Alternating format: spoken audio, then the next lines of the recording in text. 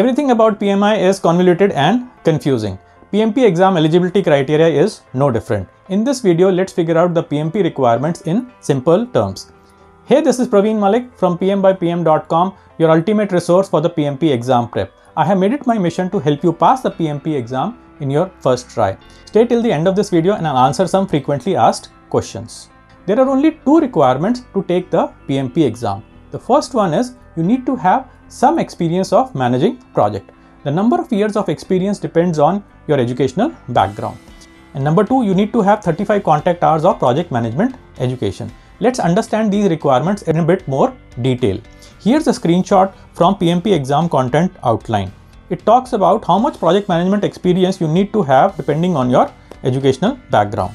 The first point says that if you have secondary degree, high school diploma, associate's degree or global equivalent, then you need to have minimum 5 years or 60 months of unique non-overlapping professional project management experience. On the other hand, if you have a 4-year degree, bachelor's degree or a global equivalent, then you need to have 3 years or 36 months of unique non-overlapping professional project management experience.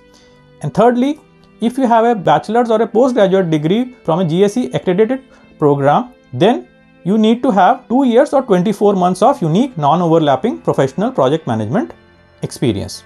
Now the key thing here is that you need to have professional project management experience.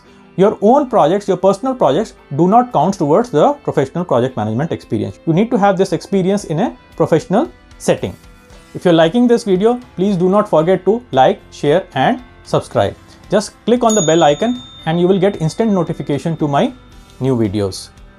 Secondly, it says experience must include leading and directing projects. A project is a temporary endeavor undertaken to create a unique product, service or result as defined by the PMBOK guide.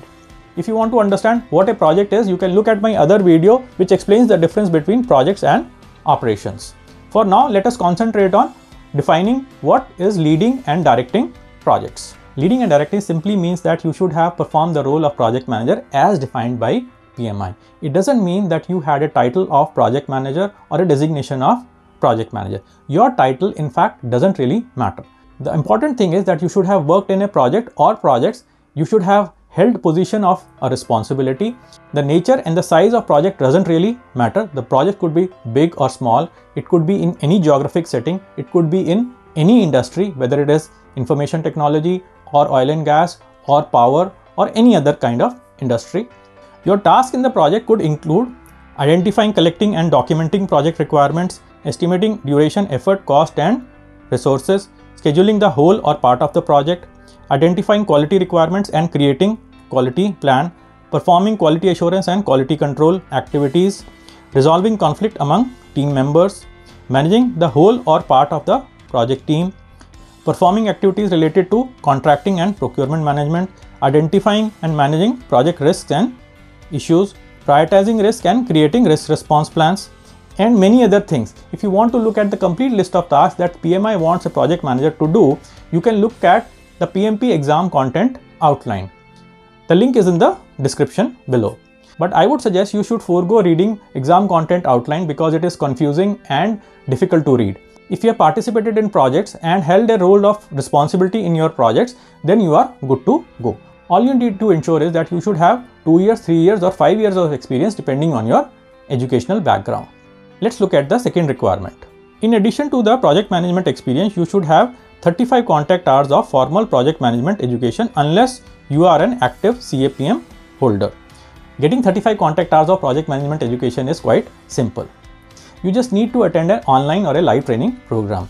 After the completion of training, you will get a 35 contact hours certificate. I've written 2 articles for reviewing and comparing different training programs. The first article talks about the self-learning online trainings and the second article talks about the live training programs. The links are in the description below. So if you're meeting the project management experience requirement, you just need to pick up one of these training programs and you're good to go. Now let us answer some frequently asked questions. Do you need to be working in any particular industry like an IT industry to satisfy the PMI requirements? Answer is no. You could be working in any kind of industry, any kind of project, any nature, any size, and you'll be good to go. Would PMI disbar you if you do not have the designation of project manager? No. Your designation or title really doesn't matter. All you need to ensure is that you should have held a position of responsibility and you should have managed project management tasks as defined by PMI. What if I have a bachelor's degree but I do not have a 4 years bachelor's degree? It doesn't really matter. PMI says that you should have bachelor's degree or global equivalent. So the most of the countries across the world have 3 years bachelor's degree program, which satisfies the PMI requirements. Even if you have not undergone a 4-year bachelor's degree program, it is quite okay. Looking for a more detailed explanation of PMP eligibility requirements? Why don't you head over to my blog post? The link is in the description below. The blog post contains detailed explanation and examples of PMP eligibility criteria. It talks about definition of a project and explains the meaning of leading and directing a project.